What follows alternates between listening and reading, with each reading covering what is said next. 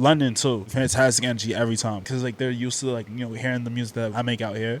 I hate to say this, but it felt like when niggas go back to Africa one time and they call that shit Wakanda type shit.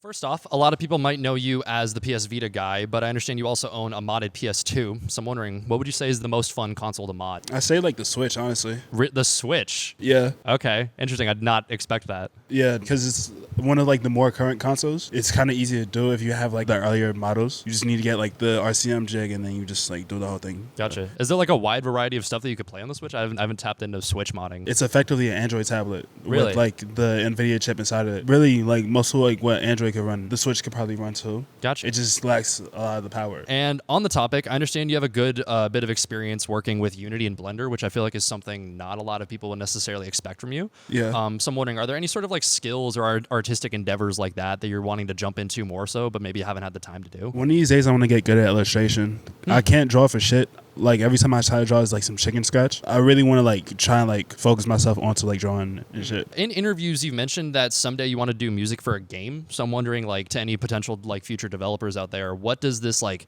theoretical perfect game that's scored by your music look like? Either a rhythm game or like an action adventure game. Some shit like the Like a Dragon series. Not like 7 or 8, but like 5 and 6. Like the real like high intensity like beat a nigga ass type shit. You might have to sense that word or not. I don't know. This isn't a family show. We can we're not live on air, baby. We can swear. It's okay. Next, in the past, you've admitted to using Twitter quite a lot. So as a celebration of your more than 56,000 tweets on the app, I have a few of your more dumbfounding ones pulled up here, and I was wondering if I could run a few of them by you to get your thoughts on like what was going through your head when you put them out into the world. Sure, yo. Okay. So this one's hot off the press. I'm so high on this rooftop, I thought they put the towers back up. I did thought they put the towers back up. If you see What? I saw the post that you were talking about, those two. It's just 2 buildings, bro. It's literally just 2 buildings. I thought they put them back up. You lived in you born in New York, lived there your whole life, correct? Yeah, but like, bro, I want what you're smoking. What, bro? New York weed gotta be crazy. All right, next one. Next week. All right. They should put V8 engines in the Greyhound buses. Because I was on the bus from Baltimore to NYC. It wasn't like horribly long, but like if we had a V8 engine and like a dedicated bus lane, it should go by a lot faster. I can see that. It would be a loud ass bus though, no? Yeah, but it'd be fast. That's true. I hate getting high on flights because when I do, I fall asleep and wake up saying some dumb shit like, "Gentlemen, it's been an honor flying with you." That's self-explanatory. That's up, really? Yes. When it's career day and your dad walk in with the CDJ setup? I was thinking about myself in the future. Really? Yeah. You think you're going to be doing this in like when you're like 30, 35? I don't know. I'm really good at this. You are really good at this. That's true. If I die, do not let Marshmello touch my songs. You've tweeted that like 6 times. I don't know. I don't think me and Marshmello would work. So like if to do that posthumously, that'd be like, you just fucking hate me at that point. Gotcha. One bad relationship is worth like 2 albums if you're resourceful. I mean, like, what do you think, man? I mean, I'm not a musician. I wouldn't know the album to relationship ratio. I don't know. Let's ask a production assistant. Jane, what do you think? If you're a real thinker, if you're a real thinker, a real yearner. You can like extract a lot out of it, yeah. Absolutely. Gotcha. Yeah. You think 3 is pushing it? That's a bit scary. Okay. It's a bit concerning. Yeah, nah, like 3, you're a little over the line. You're already like a little bit pushing it too. Like I'd say like 1 album and like 2 EPs. Okay. But like 2 albums, that's like the hard limit. And on the topic, can you explain the saga of that one guy that was convinced you fucked his girlfriend? Okay, yeah. So I think this was on my first San Francisco show. It was with Emo Teggy and Saturn and Jedwell. Gotcha, that's a stacked lineup. Yeah, no, it was a really fun show. I broke a few things in the venue. I fucked up a vase on my way out. Oh, no. And I had to pay $200 for that. Damn, that's tough. But I did that show. It was cool. I talked to a lot of people. And then I just went to bed because I had a flight to catch in Vancouver. I wake up in the morning. I check my Instagram DMs. I see like a message from like an account with 0 following and 0 followers. I still remember the username. That nigga name was Echo Leon. If you've seen Echo Leon, what's your account? I know it's you. He was like, yo, bro, man to man, I just want honesty. Did you fuck my girl? I was like, no, bro, I did not. You're good. And like, bro, like kept pushing it. Bro was like, oh, bro, are you sure? Like, I could show you a picture of her. You sure? It's like, yo, I'm not even like that. I was trying to show the nigga like, I didn't fuck his bitch, but you just not taking it for an answer. I've interviewed quite a few people from New York, but I'm sure that you know the city better than pretty much anyone that I've interviewed there before. So I'm wondering like if you could break down some of the more common misconceptions that people have about the city, or like differences between what it sounds like in their head and what once they actually move there. It is more than Bushwick. It is more than Manhattan. Right. A lot more than those two places. New York is still like an accepting place. Like we have like that preconceived notion of like every New Yorker just being like a dickhead. Right. But no, like if you just not on some dickhead shit, then like, you know, people just gonna like fuck with you. Next, I feel like this is the case with pretty much any genre, but particularly with like dance, techno, and jungle, there is just like so much history and like always something new to learn about its development over time. Like there are like dozens of classes taught on that shit. So I'm wondering, like, as someone who like makes that style of music, I'm wondering, like, do you ever feel sort of overwhelmed with how much history there is and how much there is to learn? Yes and no. Initially, when I started like diving into the space more, I thought like, you know, I was just hot shit for like doing what I was doing. Like, okay, yeah, no, nobody in my space is doing this shit. But like, you know, the more like I made it, the more I listened to it, the more like, you know, I engrossed myself in like, you know, it's not about like being number one. It's not about like this, that, third. It's about like, you know, helping the community, like fostering the community. That's like kind of the thing that kind of gets sidestepped that we kind of like miss throughout like, you know, the inner age, especially like when you're like an adolescent person, like when you're young, not very mature, not really like up to grips with the world. You don't understand shit. So like that kind of like clouded my judgment and perception of like how like the history of dance music like shaped. I was just in London not so long ago, and like that was like one of the things that like I was like worried about like for the longest. Ever since like I became more cognizant of like the history and like the culture around like jungle and whatnot. From my head, like, you know, I'm just like thinking like, oh, I'm just a fucking American that's not really like conversing with a lot of like, you know, Londoners and a lot of like UK heads. And like, you know, I didn't want to like overstep or like, you know, act like I'm like some hot shit when like, you know, they got that shit like on a daily basis. But when I got into London and like, you know, when I did that show, like I was accepted like pretty easily because I took the time and effort like beforehand, like for like the past like 2 years to like really like dissect it. It's not really like too overwhelming. You just gotta like really sit down, hone in, watch a couple documentaries. For sure. And you'll get the vibe. Next, by the time this interview drops, your next album, Exhibition Mode, will be just around the corner, which raises the point that this is actually your second release as a part of Dead Air Records. Yeah. So I'm wondering, if you could think back to when you were working on vKiSS, like how did you know that it was time for you to take that step of like getting a manager, joining a label and all that? Kind of really just like mostly fell in my lap, honestly. I wasn't like in the search of like, you know, find a label when like Dead Air found me, really. Honestly, I didn't have shit going on in college. I was failing in fucking junior year and like, you know, it was kind of like an angel call, I guess I'd say. I just like joined up and like I kind of like just hit the ground running. Prior to like making vKiSS, I had the Daze game series and I was like just used to making like consistent long projects. But in the sense that like, you know, Daze game 1 to 3 and they were like mixtapes. But For like, sure. vKiSS is more of like a cohesive album. So I was trying to like take that step in that direction. I'd say like, you know, with having a label and a manager, it's a lot more than like, you know, just like independently releasing it and whatnot. And I'm grateful for it because, you know, it opens my eyes to like, you know, how it would like look if like, you know, I was working with like a major, really. What would your advice be to someone who's maybe like considering taking the step of either joining a label or getting a manager or whatever else, but they aren't really sure about what their options are or aren't sure like what that entails necessarily? Take your time with the shit. Don't like rush into like trying to like find a manager or a label because you see like another personality do it. Work at your own pace, really. If it's for you, it'll find you. Outreach for like a manager or a label like when you feel ready to. You have all the time in the world. Unless you don't, but like you likely do if like you're watching this interview. And what would you say were some of the biggest lessons you learned in the creation of vKiSS that you've maybe carried over into Exhibition Mode? Create with intent rather than like just create to create. When I did Daze Game 1, Daze Saga, and Daze Game 3, I was just making beats in my room and giving it to my friends and like, you know, just calling it a day. And like, you know, it kind of worked, but then it kind of didn't. And so it's like album structuring, it wasn't like my best work. But I think like with vKiSS, like, you know, it's a bit like long, but it's cohesive. Like everything like falls, like, you know, it all like makes sense throughout like one listen through.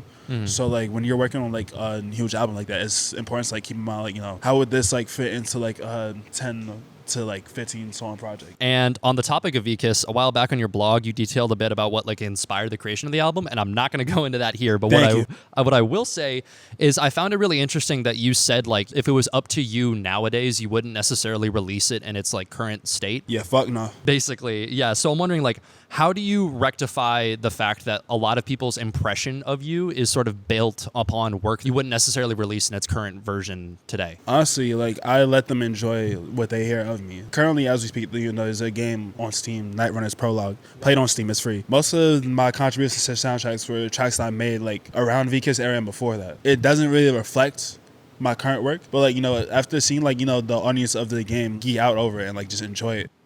Honestly, it just made me like, you know, come to the conclusion like, you know, at the end of the day, it's still me. It might not be like what I would do now, but it's still me at the end of the day. The listener is still like what I do, even if like, you know, I'm personally like not inclined to like really like care for it as much as like my new shit. I'm glad you touched on the game. I totally forgot to include it in the notes, but it's a dope ass game. Yeah, It's really fun. I've been playing it personally. Even if I wasn't on the soundtrack, I'd probably still play it. It's just a really it's good dope race to get like a part of a project that like you wouldn't like doesn't even matter. It's just like I would play it regardless. Yeah. Yeah, no, it's just a really good game. Shout out Gem. And a little over a year ago, you dropped DSXFM with Quinn, which you formatted as one sort of like continuous radio broadcast, which I love because it felt like a really nice like breath of fresh air from how like clinical and impersonal streaming services have made sort of accessing music nowadays. Yeah. So I'm wondering like, what do you think are some of the pros and cons to sort of like how the landscape of how we access not just music but art as a whole has changed over the years? Well, I will say one pro is that the streaming era has made it a lot easier for people to like find new things. To be honest, like, you know, it's a lot of like current like contemporary jungle artists that like, I would have only like probably found either, if not SoulSeek, then Spotify. And SoulSeek is really just peer-to-peer, and that's been forever. But Spotify is like driven for you to like share the songs to like just consume, which is also the con. Right. Because like, you know, overconsumption means like you can't really like digest what you're like listening to. You're just like stuck in the stream. Like they introduced like this TikTok-esque like feed. Like the feed bullshit where It's you get like fucking 15 stupid. seconds of a song or whatever. Yeah. It's stupid. That like really just like screams to the era like, you know, that we're living in, where it's like keep pumping, keep creating for the machine, keep doing this, that, the third. I feel like that would skewer a lot of artists to like really start making shit just to get like high streaming count numbers. Right. Instead of like making stuff that like is really tangible that will sit with a listener for long. Time and time again in like 2021, 2022, and like breakcore had like this like renaissance going on. For sure. Where it was just like almost like a cesspool of like artists just making like atmospheric jungle and calling it breakcore. And I could go off on a whole tangent about that, but I feel like my point is just like, you know, streaming is kind of like, it's good for a listener because like it easy access or whatnot. Bad for the people creating. Bad for the little people. Industry people, they'll be fine forever because they got deals and they got radio play and they got this, that, the third. But like, you know, regular independent artists say it's kind of an uphill battle, but like it's an uphill battle that could be won. It also has like weird like consequences in the form of like there's like this quote about how like whenever a format falls out of style, the elements of it are the things that then get replicated on other stuff. That's why people put like vinyl crackle in their shit, or why people put like that one fuck ass the VHS filter. Yep. Yeah. So like turning it into sort of like a radio broadcast in the form of a Spotify thing, like I think that's super interesting. I do wish we could have made that project a bit longer. My regret on that front was just like announcing it way too early. I was just like too hype and like saying like, oh yeah, me and Quinn got a project out. So then it turned into a mad frenzy. Like, when's the dazegxd project coming out and whatnot? And like, I don't want to like leave niggas hanging like whenever they ask for stuff. That's something I hate doing. Which is why like I was tight-lipped on like saying anything about like exhibition mode, because the project was done like since January really. Damn. Okay. Yeah, but like we were just getting like slowed down, getting the logistics figured out, again like, you know, a vinyl situation figured out. But I do want to like revisit the concept of DSXFM because I think it was like a really good idea that like me and Quinn could like really hone in on more. And is it true that you freestyle all of your DJ sets? Yeah. Well, up until 2023, and the reason why like I made the changes is like start a cohesive experience. I still want to have the fluidity, so it's not like I'm following like everything that I plan out by the book, but I still want to have like a goal in mind. Like, okay, I'm gonna play some jungle. I'm gonna like keep the chiller, like more ambient parts in the beginning, ends, and like some in the middle to like give like some brevity. It's good. It's like storytelling in a way, but you're using like a bunch of songs as the elements. Hearing that at one point in time, even that you freestyled all of your sets was insane to me, because I'm wondering like what would you say over the years of DJing has like given you the confidence to like feel confident enough to do that in the first place? Really, it was just like me not knowing what the fuck I was doing. Really? Okay. Yeah, no, I was like more of like a blind arrogance rather than like, you know, intelligent, decisive decision. But like nowadays, I feel comfortable. Like if niggas like hit me up like, oh yo, Daze, do the set, and like I didn't plan that shit, I just gotta do it in like the next like hour or two. Yeah, no, I could come. I'll just bring my USB and we can get shit popping. And on the topic, I think like anyone can sort of relate to the feeling of being their own worst critic. But I feel like that's especially common in music. Yeah. So I'm wondering, like, considering at least to some extent a lot of your sets are freestyled, when you hop off stage at the end of the night, is there any sort of like shit I like fucked up that transition or anything like that? Literally anybody that I've done the set list with, like literally you could ask Gum Swami, you could even ask Desi at times. I've like had moments where I felt like I did shit. Maybe the crowd wasn't feeling it that night. Maybe I just wasn't what the crowd wanted to hear. Sometimes like I'm not like playing to like, you know, just an audience of my fans. I'm playing to like a new audience. It's hard to like really like please everybody. And you start to see like people like walk out. It's easy to get like discouraged and whatnot. Even though I've been doing this for like so long, and also like just on the technical front, like, you know, it's mistakes that like you'll make behind like the decks that like the casual listener wouldn't like really hear. That's one thing I've noticed a ton is like with my musician friends, they're like, oh, I fucked up the mixing on this. And I'm like, I have no idea what you're talking about. Same with DJing, I'm sure. Yeah. Yeah, no, this is like magician like shit, really. That's really what I had to like try and like learn to keep in mind. Yeah. And like, I remember you like wrote on the blog a little bit about how like figuring out what the crowd's like sort of vibe is like half the job. Yeah, because like if you're just playing songs to play songs, then like you might as well be a Spotify playlist. Might as well be a SoundCloud link or some shit. If you're really like trying to engage the audience and you're really trying to like, you know, feed off what you think like they'd fuck with, I think that's the hallmark of a good DJ. Any horror stories of like particularly disastrous USB failures or anything like that? Or I think like in like one of my first gigs, I brought a USB. I didn't know how to format for Rekordbox. Oh. So I was just dragging songs in. If you don't have a Rekordbox formatted USB, your BPM's not gonna pop up. The grid's not gonna pop up. The key's not gonna pop up either. Yeah. So like you're not gonna know shit. You just have to play by ear. I was just fucking winging it. Grimes at Coachella sort of situation kind of thing? Or yeah, where like the fucking BPM was doubled, but like, you know, and I couldn't fucking use the sync button. So I just have to like do it manually and just like slow, sluggish. After like doing like more sets and like understanding what I did wrong and like learning from it wasn't that bad. It's been smooth sailing ever since. And on the note, what would you say are some of the biggest mistakes either you made early on or that you see other people that are just getting into DJing like make when they're starting out? Swag stealing. Okay. Because like we've all like, you know, borrowed from like somebody that we're inspired by. Right.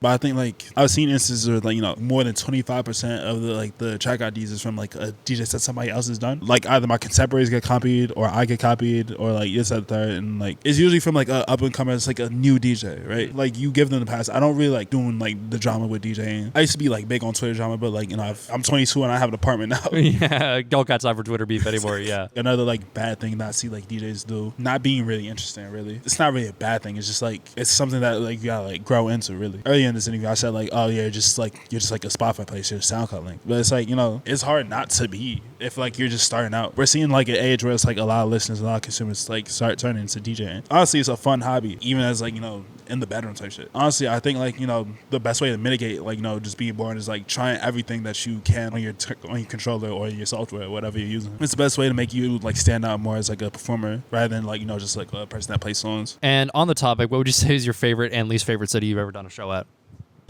Okay, you can be honest, it's okay. It's fine. I think my favorite, it's a three-way tie. It's between LA, New York, and London. I say LA because LA was the first show that I did beyond New York. Right, yeah, that was 9/11 2021. Never forget, baby. But I was loved out there. Like them niggas like did the daze got chant. Fucking crazy. That was like 3 months in like my DJ career, and that was like so nice to him that he just showed me mad love. And every time I went back, it's just been mad love since. I'm gonna tie in LA and San Francisco because like it's really just California and the upper West Coast. They love me like shit out there, and I shout at them. New York is just like home base, you know, like I love New York with all my heart. I'll never fix my lips to say much bad about the people of New York. The government I'll say hot shit about. Eric Adams fucking sucks. The NYPD fucking sucks too. Katie Hochul fucking sucks.